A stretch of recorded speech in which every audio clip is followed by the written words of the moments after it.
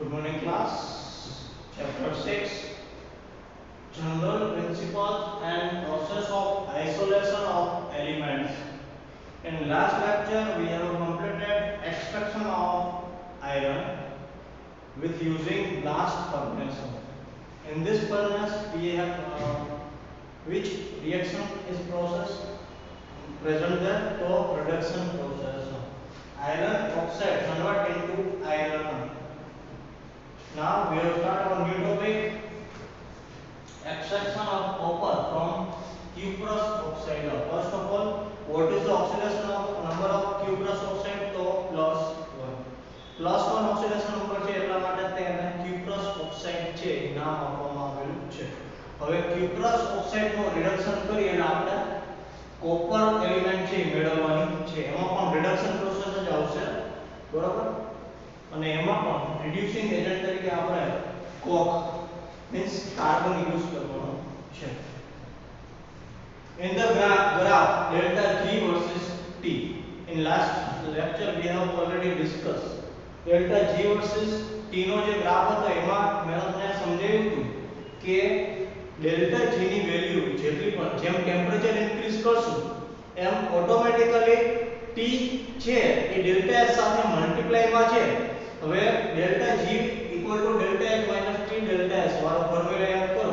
Temperature increase કરશો એટલે automatic જે value of T delta S છે એ ઇન્ક્રીઝ થશે અને ડેલ્ટા H માંથી માઈનસ કરશો તો ડેલ્ટા G ની વેલ્યુ શું આવશે? માઈનસ આવશે. તો ડેલ્ટા G ની વેલ્યુ માઈનસ આવે તો એ શું ઇન્ડિકેટ કરે કે કોઈપણ કેમિકલ રિએક્શન માટે ડેલ્ટા G ની વેલ્યુ જેટલી નેગેટિવ માં હશે એટલી કેમિકલ રિએક્શન માટે તે બહુ જ સુપીરિયર છે. કેમ કે ઈ રિએક્શન ઓફ રેટ છે, રેટ ઓફ રિએક્શન જે ઇન્ક્રીઝ કરે છે અને બહુ લિમિટેડ પીરિયડમાં પ્રોડક્ટ છે એ આપણને મળી જાય છે, બરાબર?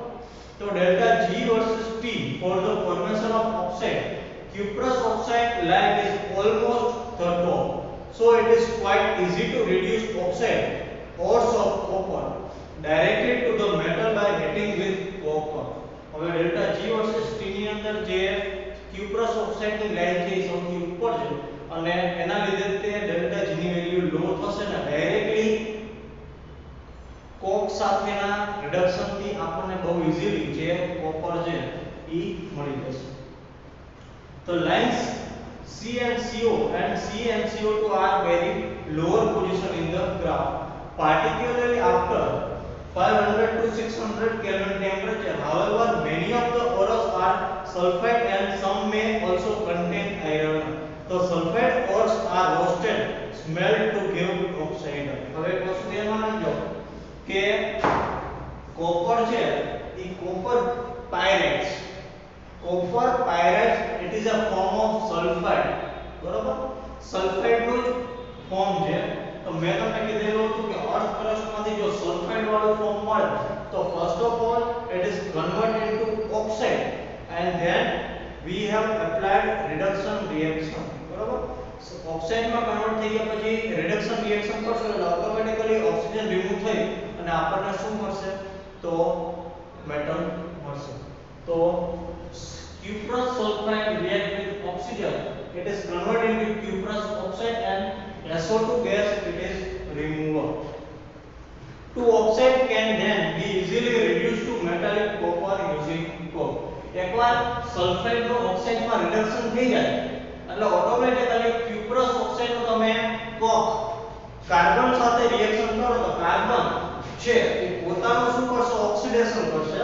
કાર્બન જે પોતે ઓક્સિજન સાથે રિએક્શન કરી અને કાર્બન મોનોક્સાઇડ ફોર્મમાં રિલીઝ થઈ જશે અને જે પણ મેટલ ઓક્સાઇડ છે એનું પોતાનું રિડક્શન થશે એટલે કે એની અંદરથી ઓક્સિજન છે તે રિમૂવ થશે. એટલે cuprous oxide react with carbon gives copper metal plus remove carbon monoxide. In actual process, the ore is heated in a revertery furnace after mixing with silica. In the furnace, iron oxide slag of as iron silicate is formed. Copper is produced in the form of copper metal. This contains Cu2s and Fe(s). જો cuprous sulfide નું first of all જે oxide form અને reduction form જે એ રોટેટરી જે furnace છે એની અંદર reversible જે furnace છે એની અંદર કરવામાં આવે છે એની સાથે તમારે સિલિકા છે એ મિક્સ કરવાનું છે. હવે ક્યુપ્રસ સલ્ફાઇડની સાથે ઇમ્પ્યુરિટીઝ તરીકે સપોઝ આયરન ઓક્સાઇડ પ્રેઝન્ટ હોય તો iron oxide react with silica and it is converted into iron silicate. FeSiO3 it is an iron silicate and it is form of slab. એટલે તમે આને ફિલ્ટર કરી નાખશો એટલે ઓટોમેટિક આયરન સિલિકેટ છે એ નીકળી જશે કેમ કે આ ક્લિંકર ફોર્મમાં હોય છે.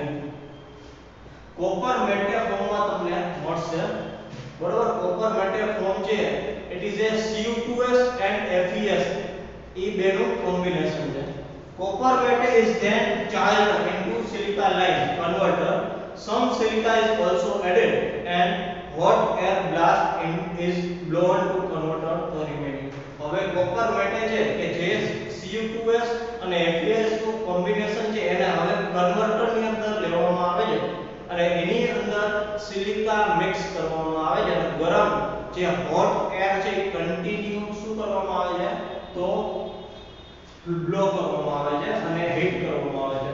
તો FeS હશે FeS convert into FeO and Cu2s convert into Cu2O to the metallic copper following reaction take place. બરાબર. copper metal ની અંદર copper metal it is a combination of Cu2s and Fes. એટલે સલ્ફાઇડ ફોર્મમાં first of all it is converted into oxide. એટલે difference જે આપેલા છે એ આપણે જોતા છે.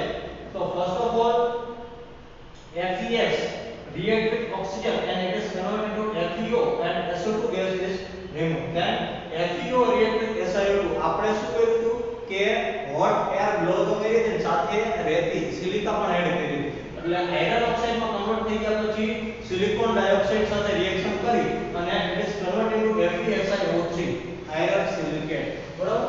અને લાસ્ટમાં જે Cu2s છે it is react with oxygen and it is converted into Cu2O and sulfur dioxide remover. Again cuprous oxide react with cuprous sulfide and gives 6 mol of copper and SO2 gas is remover. બરાબર. એટલે આ જે process છે કન્વર્ટરમાં થાય છે અને આપણને લાસ્ટમાં જે પ્યોર કોપર છે તે મળે છે. The solidified copper obtained had blister appreciate due to the evolution of CO2 and so it is called blister copper. blister copper છે તે આપણને મળે છે કેમ કે એની સરફેસ ઉપર એક ટાઈપના શું છે ખાડા હોય છે. કેમ કે જે પણ કોપર મળે છે એની અંદરથી SO2 ગેસ છે કન્ટિન્યુ એટમોસ્ફિયરમાં રિલીઝ થતો હોય. હવે લિક્વિડ ફોર્મમાં એક કોપર હોય એની અંદરથી SO2 જેવો રિમૂવ થાય એટલે ઉપર છે ને એક પરપોટો છે પરપોટો ફૂટી જાય ને અને ત્યાં ખાડો પડી એટલા માટે એને બ્લિસ્ટર કોપર કહેવામાં આવે. Next extraction of zinc from the zinc oxide. The reduction of zinc oxide is done using what? The temperature in this case is higher than that in the case of copper. For the purpose of heating, the oxide is made into breakers with coke and clay. The metal is distilled off and collected by rapid chilling process. હવે zinc oxide છે એ પણ બહુ easily carbon દ્વારા એનું reduction થાય છે પણ એક વસ્તુ ધ્યાનમાં રાખવાની છે કે કોપરની અંદર જે હીટિંગ હતું એના કરતાં વધારે હીટિંગ અહીંયા રાખવાનું છે. એટલે zinc oxide react with carbon in the presence of coke. Temperature કેટલું છે 1673 Kelvin. It is converted into zinc and remove carbon monoxide. બરાબર. એટલે અત્યાર સુધી આપણે આયરન કોપર અને ઝિંક નું એક્સટ્રેક્શન કર્યું એટલે કે રિડક્શન પ્રોસેસ ઓક્સાઇડમાંથી પ્યોર મેટલ ફોર્મમાં મેળવ્યું. ઓકે.